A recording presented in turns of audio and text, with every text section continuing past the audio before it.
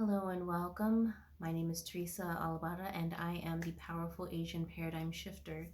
Today I want to talk about spiritual lessons I've learned from grief, from grieving the passing of my father this past June. And I've had an interesting experience with my grief in that while it was, of course, very traumatic and sad and intense, when I initially learned of his passing, and of course, the first few months just dealing with the change of him not being here anymore with me physically, I've found that I've overall actually not have felt too sad about the death itself, but more sad about the impact it's had on my mother. um, the thing about my dad was that he was very philosophical and he was more of an idea person rather than a materialistic person. He wasn't really even attached to traditions or holidays or anything like that, which is actually very similar to me, strangely enough, or maybe not so strangely. Um, and he was never really attached to the idea of living as long as possible, no matter what. Like, I think there are some traditions out there. I think I've heard that some Jewish traditions are like, it's, every moment of life is precious, so you must extend it for as long as possible, even if you're on machines and medication and you can barely talk. If you can still breathe, you have to hold on for as long as possible. And I think in general, at least in the Western world, like I'm in America, in the Western world, we certainly value longevity, um, almost at any expense, but um, certainly I also believe in the more modern concept of quality of life, the quality also of the end of your life, and that if you're in pain and you're suffering and you're not enjoying your life, that maybe it's worth considering, you know, choosing to let go, even if you could live longer, um, because you're in so much physical pain without any hope of recovery or bouncing back or being pain free. And with my dad, he enjoyed his life. He indulged. He ate whatever he wanted. He didn't really exercise. He made his choices. It was his life. He made his choices. Uh, even even with my mom nagging him all the time about his health, even though he was an intelligent person and read a lot and he knew the benefits of nutrition and all of that, it's just not what he enjoyed eating. He didn't like the taste of it. And I mean, he's a grown adult. Like, what? He can only, like, you can only lecture people so much before you just have to, like, accept, like, we are all autonomous beings who are going to make our own choices in life. And if they're not the best, then we're gonna experience the consequences and we will hopefully learn from them. And if you believe in reincarnation, hopefully we'll be better in the next lifetime. Or, maybe we just have different lessons to learn in every lifetime, and not every lesson is going to be about optimal physical health for everyone. It's not what every single person values or values in the same way as other people, and that's just life. There's just going to be differences. So because he indulged so much, like his organs eventually started to fail, digestion not so great. We were talking about putting a catheter in him and um, all kinds of procedures. He was having trouble breathing, like had to be on the ventilator all the time. Like it just wasn't really like autonomous living. And he's a free spirit. If you're into astrology like me, he's an Aquarius through and through, and um, wanted to be free and did not like the hospitals. And so, it was hard to see him in the hospital. It was hard to see him and know how trapped he felt. And so, although my mom was holding on to him for dear life, I felt like I was already grieving him, like since the pandemic. He had had other health scares already before last year, but like last year when he had to go to the ER and he was there for months, I just was already ready for anything. Like if he was gonna live longer, so be it, and if not, so be it too. I only empathize with the pain my dad was in physically, as well as mentally with his dementia. So that made it even harder, and it kind of felt like losing him already with the dementia, like kind of just gradually losing him. Um, so I had a lot of time. I had at least a couple of years to sort of get used to the idea of him passing on and not being there fully. Uh, but yeah, so when it finally happened, when he passed, I was of course sad. I grieved. I cried my eyes out. I developed a caffeine addiction because coffee was the only thing that would cheer me up or like make me stop feeling so depressed. Um, and at the same time, there's a sense of relief and ease because knowing him, I knew he was finally at peace. I knew he was finally free and that he had been ready to die. Like knowing my dad, he had been ready. There are things that like he would tell my mom and things that he would do that were dangerous, and sometimes it made me question, like, you know, was he trying to leave sooner than when he did in the hospital? There were a lot of scary moments like that, but at the same time, I kind of didn't really blame him because he hated feeling trapped, and he hated not being independent. And towards the end of his days with dementia, he was very dependent on my mom. There were times he was grateful. There were times he expressed gratitude to her. There was times he still flirted with her, like he didn't, because with the dementia, he didn't always recognize her, and that was kind of fun and funny for her, and funny to hear about for me. Um, but towards the end, it was like a lot more harder days than I don't know, fun days, or just I don't know, just like days that didn't have some kind of drama or health scare attached to it. So I've thought a lot about why does grief hurt so much? Like knowing my dad, knowing he's free, knowing he's happy, like on a soul level, I know he's happy to have finally reached the next chapter in his existence. Maybe he's getting reincarnated, maybe he's taking a break. I don't really know. I just know he's happy, free, and at peace. And and so knowing that about him, there were times I would be crying and grieving so much and feeling so depressed and drinking so much coffee and asking myself, like, if you know he's happy, why are you sad? Like, you should be happy for him. You should be at peace. Like, I wasn't even trying to rush myself through it, the grieving process. It's just logically that's what makes sense, knowing him. He wouldn't want me to be sad. He wouldn't want me to cry. He would want me to move on, get on with my life, be happy, enjoy myself, do whatever the F I want, like he did, with my energy and my time and everything. And I am doing that. And of course, it's just, only been about like 6 months, 6 months, but I had to question, like, because it was really starting to affect me, like, my productivity, my energy. I didn't like feeling so depressed. I don't like having to drink so much coffee just to not feel so depressed. And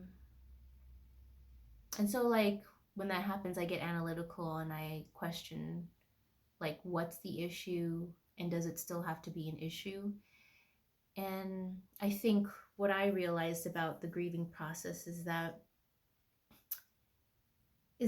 death doesn't have to be a sad event. It just hurts because it's a change. It hurts because it's different. And unfamiliar and sometimes sudden.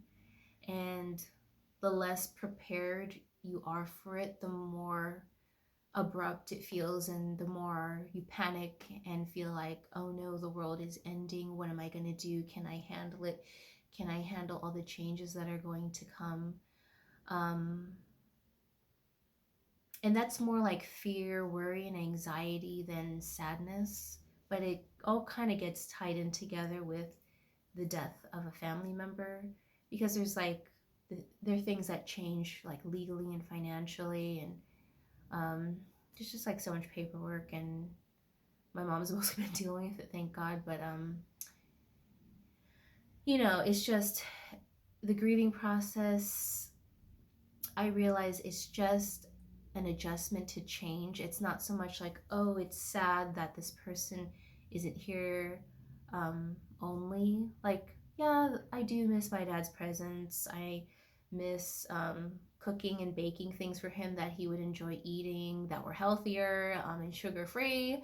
Um, I do miss that tradition a bit with him, but I also think like if I were to think like my dad, and if I'm going to honor his memory, like, you know, I think there would be sadness, there would be an honest acknowledgement of this event of change. But ultimately, what it breaks down to is just is that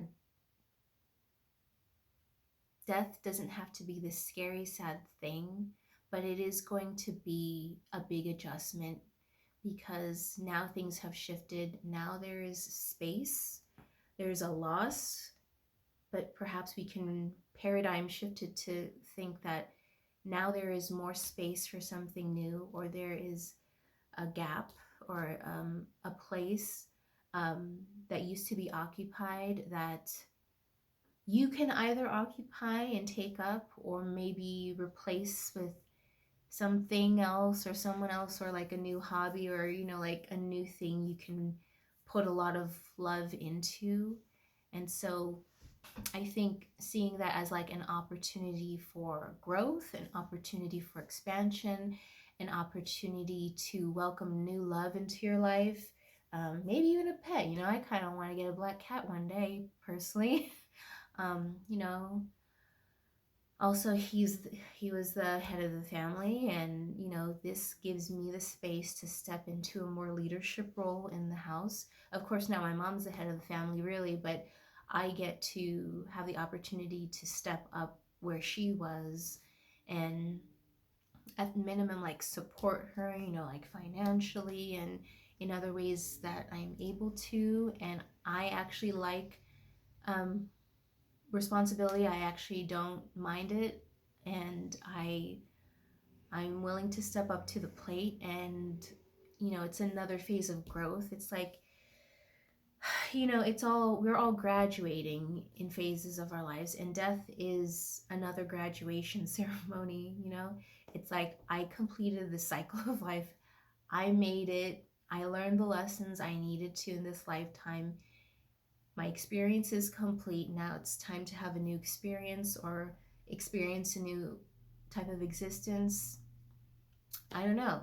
Will he reincarnate? Will he become a part of the cosmos? Like, anything's possible, but we are all graduating. And my mom's graduating into a state where she's thinking more about her mortality, and getting more serious about her end of life plans, and how she wants to complete this lifetime at this time.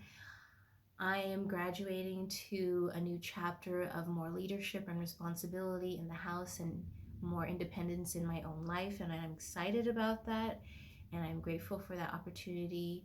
Because it honestly, with my dad still alive, it's not that I couldn't already step into this role, but it does make it easier, because with the kind of like dynamics that are in my family, you know being Filipino, Asian, whatever, it's like, um I think like the mothers can really cling on to their babies.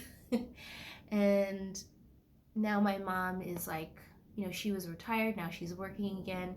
She gets to expand her network, she gets to expand her circle, she gets to put her energy and her love into other people and to the people she serves at her job. And I get more breathing room at home to do my job, to do my writing and my content creation. Um, and that helps me to grow and expand, and that space just wasn't there when my dad was here, you know taking up the space that he was. Not that it was a bad thing, but I personally have been ready to grow into a more leadership position in my life and in the world for a while. Um, and so I don't know, it's like it's sad, but it's also exciting. And you know I I just think about like how to transmute sadness into happiness, and how to like paradigm shift the experience of grief. And I'm not saying get excited um, about death, or that you need people in your life to pass on to grow up or anything like that. Like, I don't want my message to get twisted, but I'm just saying, like, we do our best. We love the people that are in our lives to the best of our ability. And, regardless of what happens, eventually we will all pass, and it will create space and opportunity for others to grow where we used to be. And, that will happen for me one day. I don't know, in some capacity.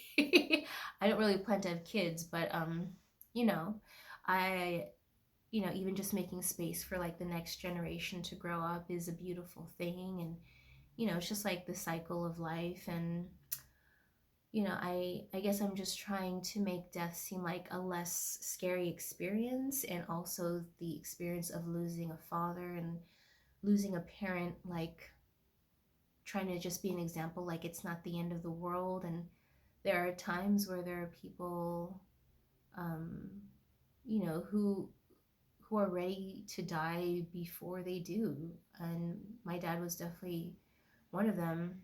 You know, in between his, you know, I don't know, is episode the right word to use? Episodes of dementia. Between those times, like, he had expressed many times that he was just like done. Um, so, that's a hard thing. It's a hard thing to experience, and I'm sure it was even harder for my mom, because it's her spouse, it's her peer, it's someone closer to her age. Like, I'm his daughter. I expect my parents to die before me. That's what we all do. That's the order of life that we all hope to experience. Um, like, you hope that you bury your parents and not your children. Um, but yeah, like I said, my dad's Aquarius. Just like straight up not to attach. He's like, I'm ready. Like, I'm in pain. I don't like that.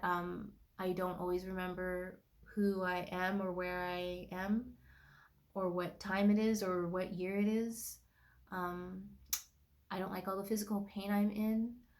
I'm done. And so, there's just like so many different ways to experience the end of life. But it's not literally the end of all life, right? Life keeps going. Plants die and regrow. And I, I believe that is what happens to all of us, with energy, us being energy and matter and things that can decompose and become a part of the earth, or energy that, I don't know, somehow gets recycled into some other form of energy or matter.